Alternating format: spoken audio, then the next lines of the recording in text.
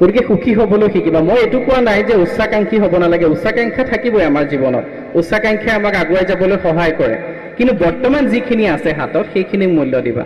আজি যে ইয়াত সকলোৱে একেলগে বহি আছা, এইখন মহাবিদ্যালয়ত অধ্যয়ন কৰি আছা, উচ্চ শিক্ষাৰ তোমালোকৰ পৰিকল্পনা নিশ্চয় থাকিব, কিন্তু ইয়াত থকা সময়খিনি কিদৰে মহাবিদ্যালয়খনক সকলো দিশৰ পৰা একেলগে আমি আগুৱাই নিব পাৰোঁ, মহাবিদ্যালয়খনক এক পূৰ্ণাংগ ৰূপত গঢ়ি তুলিব পাৰোঁ, তাৰ কথা সদায় মনত ৰাখিবা।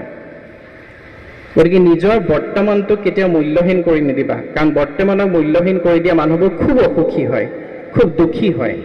সেইটো নকৰিবা, সকলোকে ভালে ৰাখিবা, নিজেও ভালে থাকিবা, আৰু নিজে ভালে থকাৰ লগত নিজৰ চৌপাশৰ মানুহখিনিক ভালে ৰাখিবা।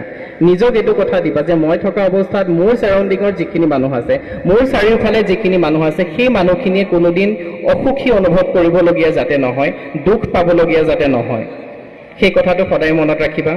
তোমালোকৰ ওপৰত ঈশ্বৰৰ আশীৰ্বাদ আছে, এই অঞ্চলত গৰখীয়া থান আছে।